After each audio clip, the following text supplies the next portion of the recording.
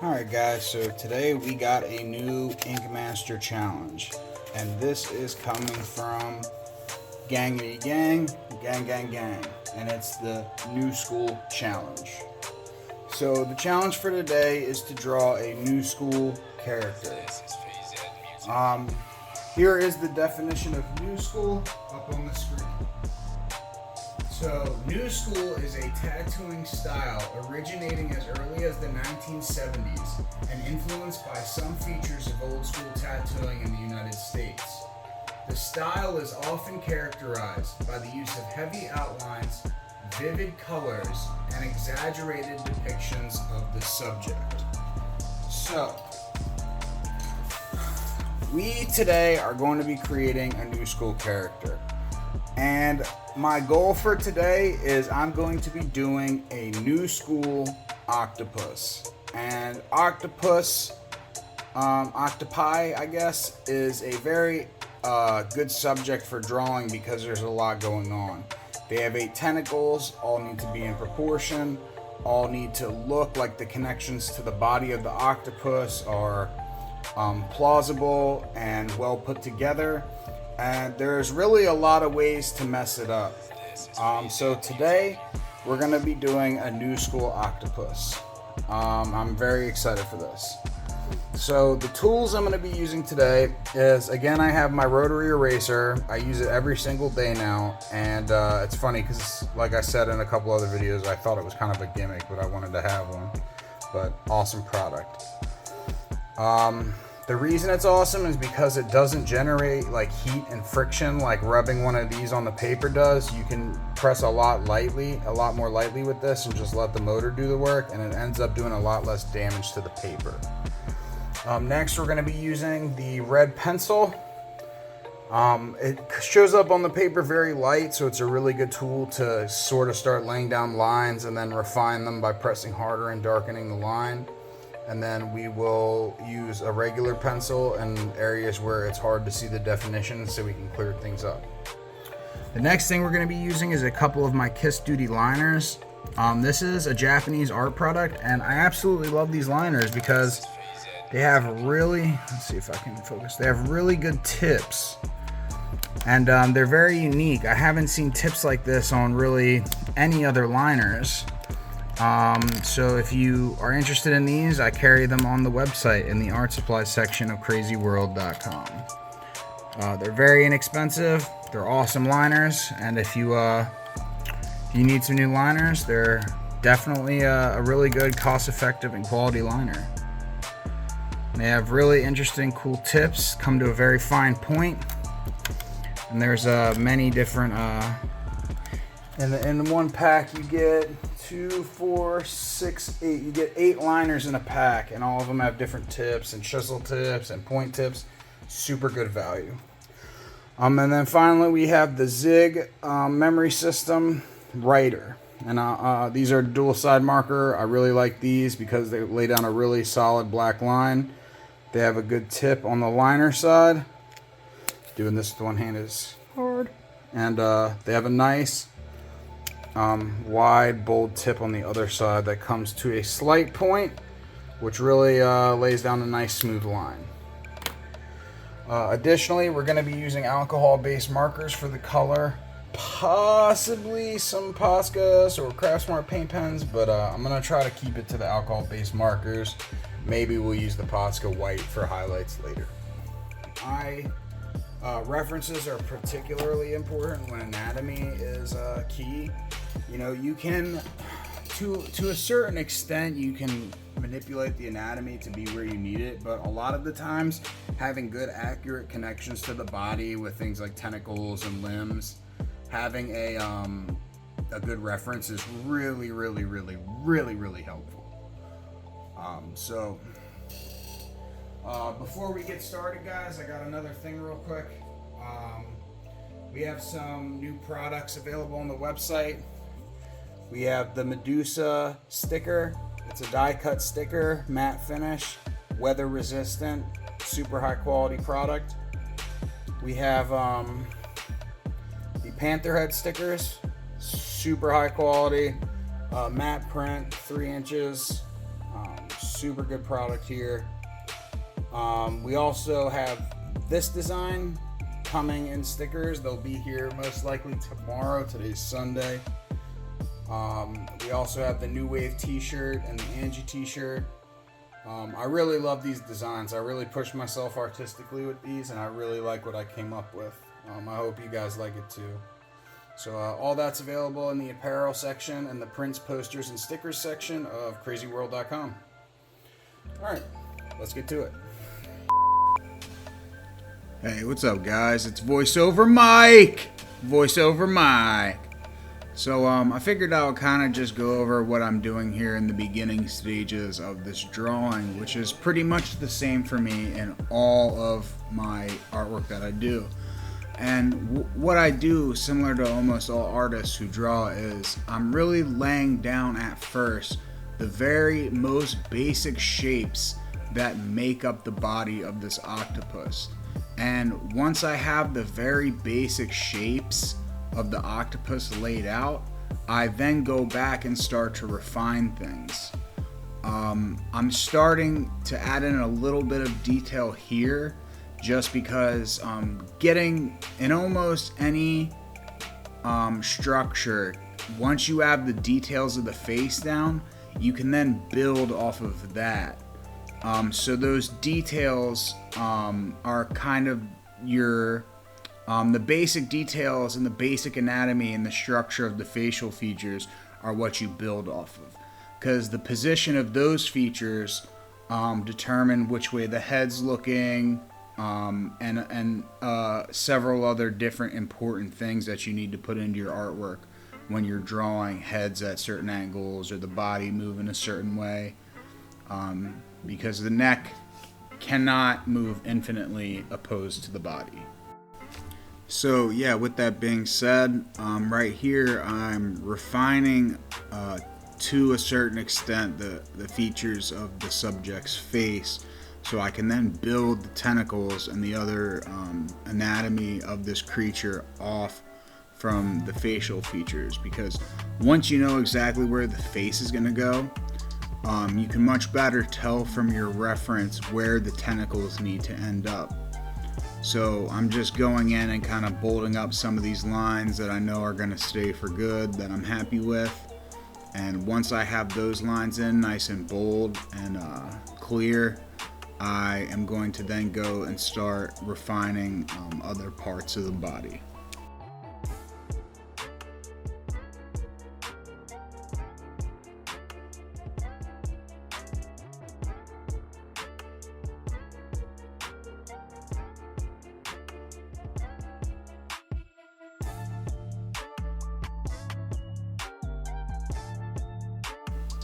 So here I am doing the tentacles, and I'm really refining those features, which in this specific subject are some of the most important aspects of this creature. The face is kind of a cartoon face, and visually that can add a ton, but with this creature, the soul of the artwork is going to be in its tentacles, because that's where this creature's power lies. So I'm going over them and really trying to create very natural, organic shapes, while making sure that the bends in them are both physically possible and look good for the sake of the artwork, that the shapes are visually interesting, they are around his body where they need to be, and that they just flat out look good. You know, I mean, this is something you don't want to rush through. To be 100% honest, I kind of did this drawing relatively quicker than I normally would have, just because I wanted to make this video and I wanted to try to get it done so I could post something, because it's been a while since my last video. But I still, for the most part, took the time that I needed to take to make sure that this came out how I wanted it to. It was actually funny, while I was filming this, my phone filled up storage wise, and I had to transfer the files off of my phone to be able to record more. And at one point I thought I had lost all of this footage that you're seeing right here, so I actually made a quick video kind of speeding through another sketch. So I actually drew another one of these that I'll post at the very end of this video, kind of as like a blooper.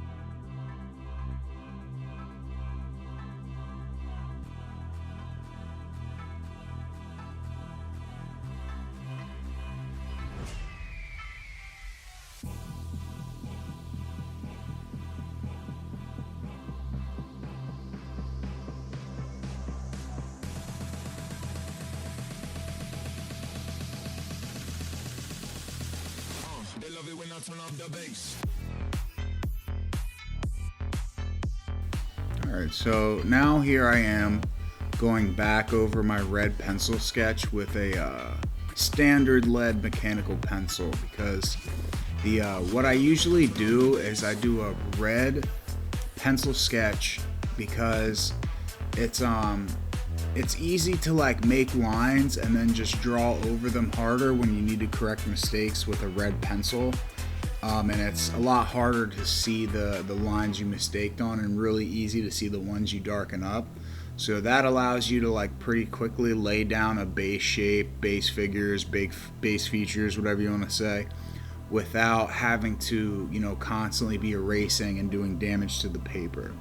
Once I have the general structure of my subject, and I'm happy with the basic structure, I then go over it with the standard lead pencil, and then from there I kind of, you know, adjust any lines I need to adjust, or if there's areas where the red pencil got a little thicker than what the line is going to be, I can you know, define my true path with the pencil for the ink drawing. And so that way there's no confusion with you know, the several other lines that I make with the red pencil when I'm first refining the figure, because that's like, hey, this is what you're inking, ink the dark line.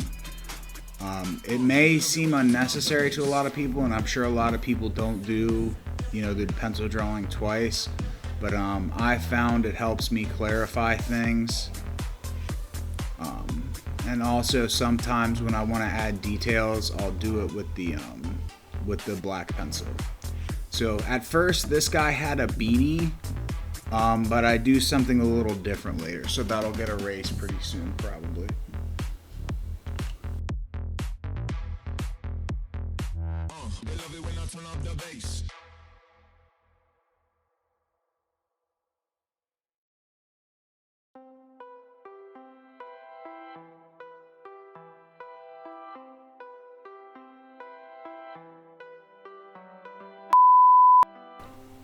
Yeah, guys, so that cut right there was what I was talking about earlier with the storage space on my phone running out. I have the S22 Ultra, and I've just like been taking videos for so long, it's just something you don't even think about. But I mean, I had videos on my phone that were, you know, hours long, because I was like, you know, filming time lapses or filming videos for YouTube. And it just kind of, you know, eventually ate through the storage to the point where I didn't have any left. So while I was filming, it stopped the video, and I didn't realize it for a couple minutes, which kind of sucks, but I didn't lose a whole lot here, which is good. So going back over the tentacles with the ink pen, and pretty soon I will change the beanie to something else.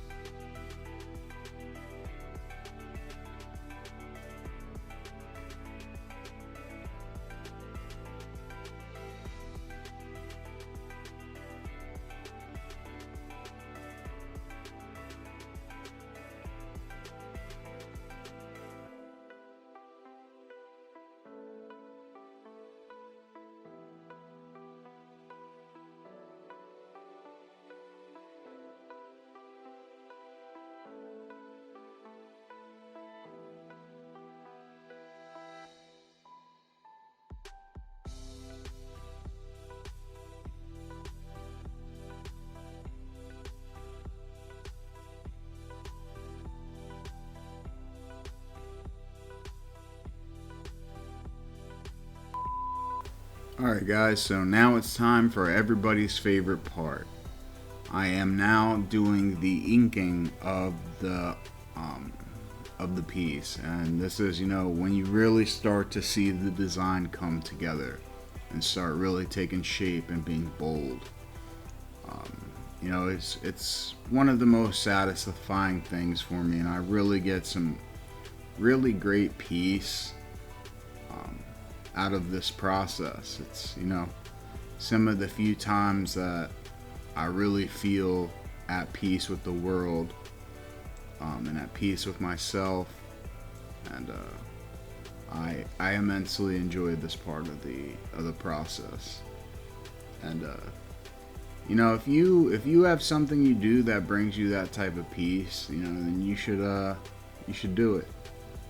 You know, whether or not you're good at it, even if you're bad at it at first, you know, you always improve the more you do something.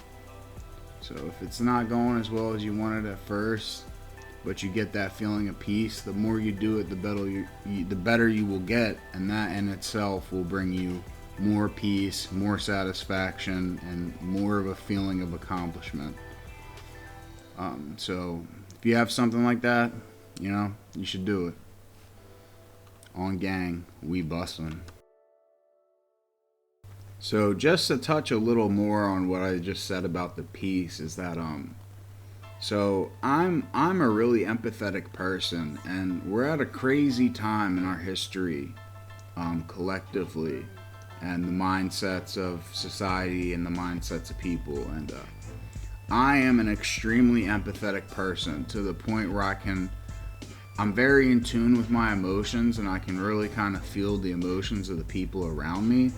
And I think other empaths will tell you this, but a lot of really truly empathetic people, we kind of subconsciously feel the you know, the emotions and the general feelings of the day at all times. So a lot of times you feel the stress and the anger and the angst of the world around you as a whole, and sometimes it makes it hard to find peace and relax, and I'm sure I am not alone in those feelings, and I'm sure many other people can attest that they feel that too.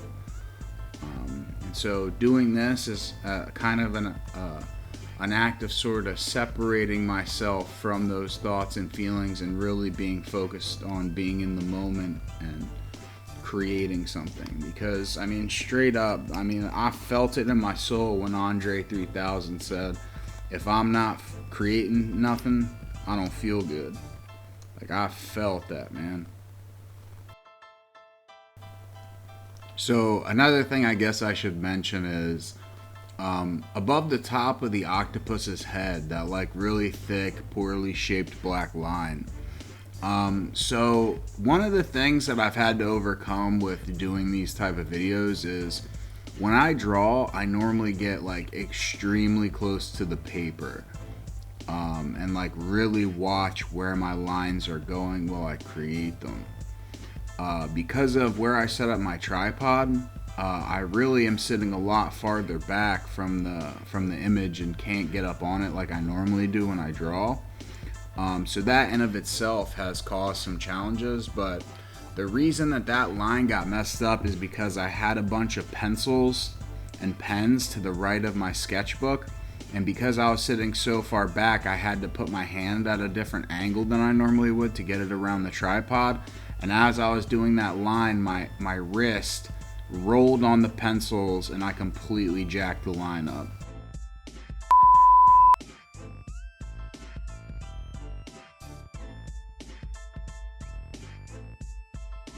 So now it's time to pick out the color scheme, and I think we're gonna go orange and a cool blue. Yep, that'll be it. So the spots are gonna be orange and the octopus is gonna be blue. And also, he's going to have a gold tooth. So I'm gonna need my fine paint pen.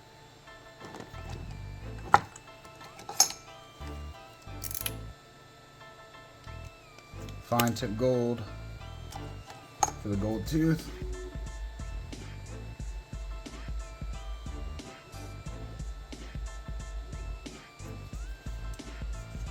going to be using Prismacolor markers and some artist Loft. You can find these at Michael's. Everything, as always, will be linked in the description. Craft Smart paint pens. We might add another color in the mouth and the eyes, but we'll see when we get to that. After we color everything in, we'll outline everything one more time with the black ink just to make sure everything's crispy. So let's get started.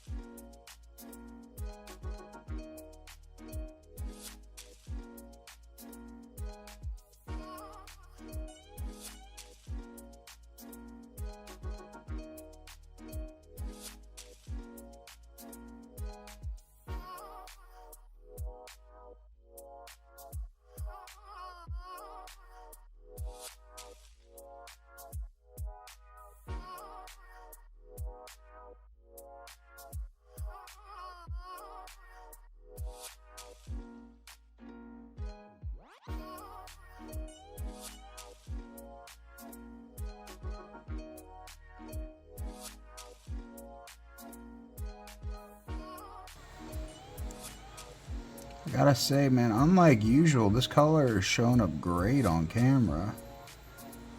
Usually the colors kind of come off a little more muted when they're on camera, but I mean, this is coming out great on the camera.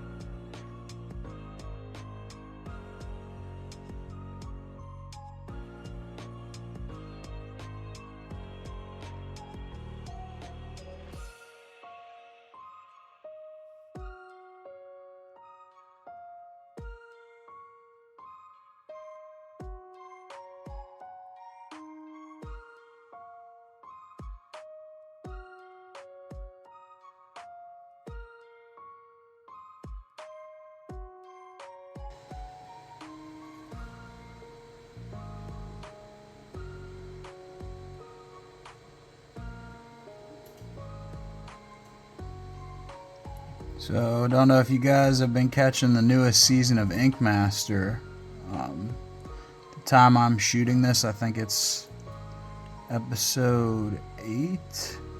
Tony just no spoilers.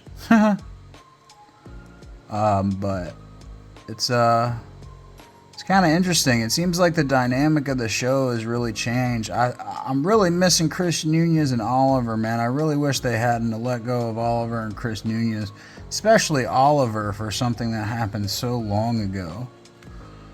I mean, I think people are kind of sensitive about that, but I mean, I'm not one that can really speak my mind on that because, you know, I personally don't think it's like the biggest deal in the entire world, like, especially for something that happened in like the earliest part of the 2000s. But I mean, they got an image to protect, and I could see why they did it. Ryan Ashley, she's a phenomenal artist, like really, really good artist. Her black and gray work is incredible. Not to mention, she is smoking hot. But her as a judge, I'm not completely sold on yet. She articulates herself well, and she has a very keen eye for art and basic fundamentals of art. But I gotta say, man, I'm missing Nunez and Peck, man. Nunez is the man. Peck was a cool guy, you know, super positive, strong when he needed to be, fought when he needed to, you know. But yeah, the show's the dynamic has changed for sure. Definitely missing Dave and the old crew. They should have just kept that crew and then just added Ryan. That's what I feel personally. But I'm not an executive at Paramount or whoever produces the show, so. And I mean, all the judges certainly know their stuff. It's cool to see Ami James back. I used to watch Miami Ink all the time. What do you guys think about the judges? Would you have rather them have kept Nunez and Peck, or do you like the new judges better? Let me know what you think down in the comments. I'm kind of curious to know how everybody's feeling about that, because I kind of wasn't sure myself at first, but it kind of just sucks to see like how Nunez and Peck sort of are like a large part of you know, creating that show to the point that it is today, and it kind of sucks to see them go, because I always liked Chris as a judge because he was just brutally honest, you know. He's brutally honest. He's a fantastic artist, and I always liked hearing his opinion, and I think he was very fair. And I think that it sucks to see him go. Hopefully, you know, it would be. I think what would be super cool is an art show that's basically comprised completely of flash challenges. You know, just without tattooing. I think that would be really cool to see too, and I don't know why nobody's made that. Or maybe I just don't know. Maybe there is a show like that and I just don't know about it. So if there is, please let me know in the comments. Because a lot of the times I would, you know, watch InkMaster and I would just sit and draw. And I mean, I would kind of do what I'm doing now. I would like watch it with a sketchbook and a pencil. And when they would do the challenge, I would like try to create my own spin on it, or, you know, do my own thing. Obviously, it's almost impossible to do that with their flash challenges, but unless you have $1 billion in a huge warehouse somewhere and a bunch of Hemmies who are all good at art, who want to do something like that. Yeah, I think a TV show like that would be badass, man. I would watch the hell out of that.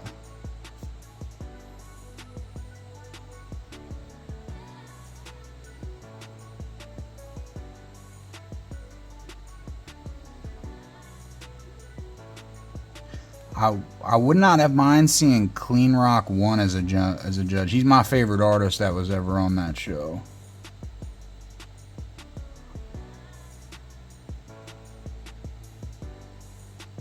Josh Payne was a phenomenal artist as well. Dude did not miss the entire season he was on. I don't know about him as a judge though. I don't know if he could be serious enough for kind of what they go for in those moments where, you know, they're trying to be dramatic.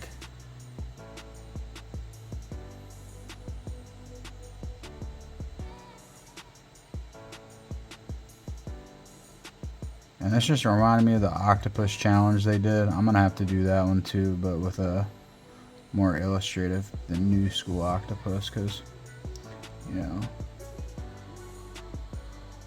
in my mind, when I think illustrative, I think of a stylized, more realistic image, like a stylized neo-traditional image with elements of realism, but not completely like photorealistic. Realistic art has never really been my steez. I've always been more illustrative.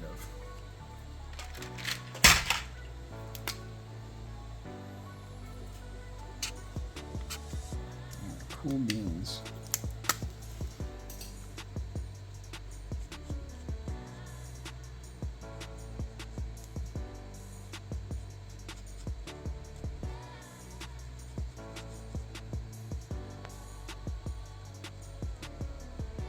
This one has a better tip for this kind of fine work than the other one did.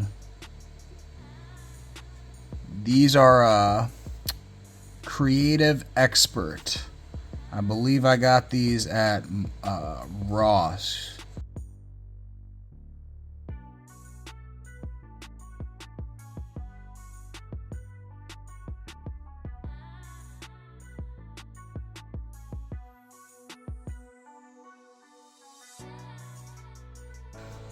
Trying to think if I want to make his tongue orange or not.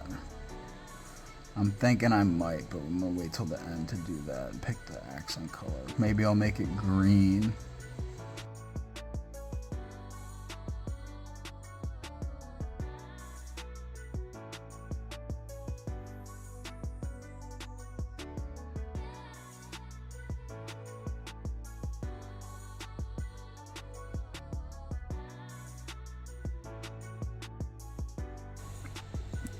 I probably could have gone into some more detail with the suction cups, you know, give them a little bit more visual depth.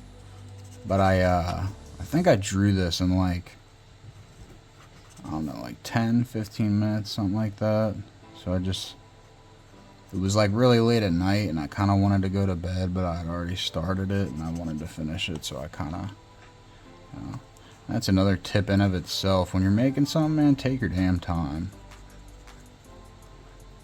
Don't start it right before you're trying to go to bed.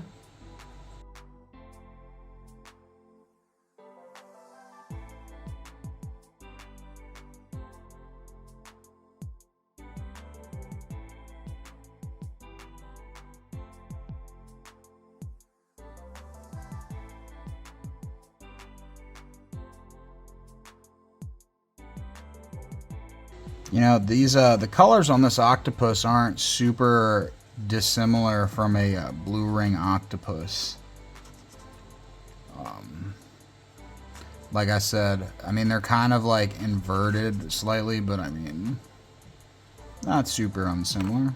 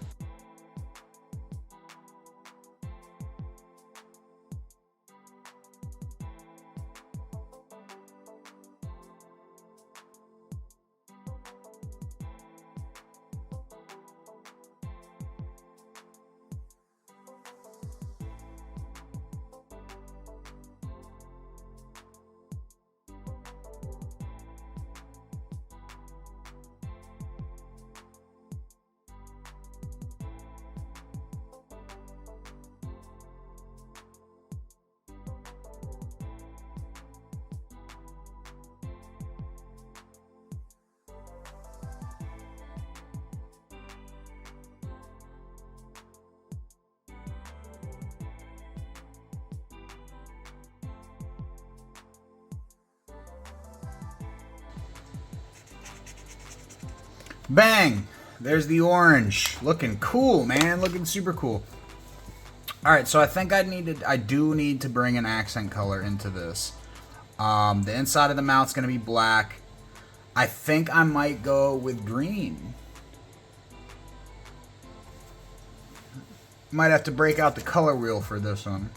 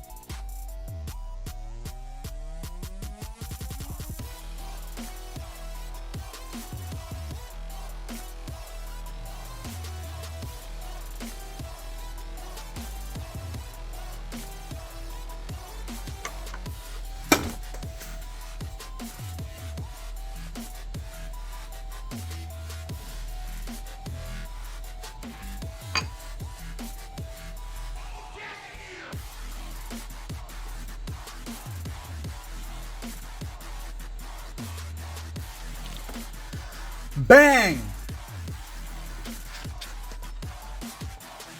And there she blows. New school octopus. On, gang, I think it's pretty bussin'.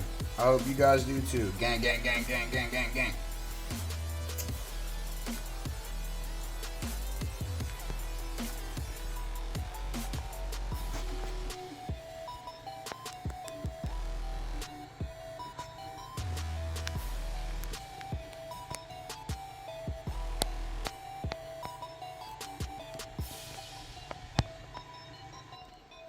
Guys, this is my boy. His name is Kinsley.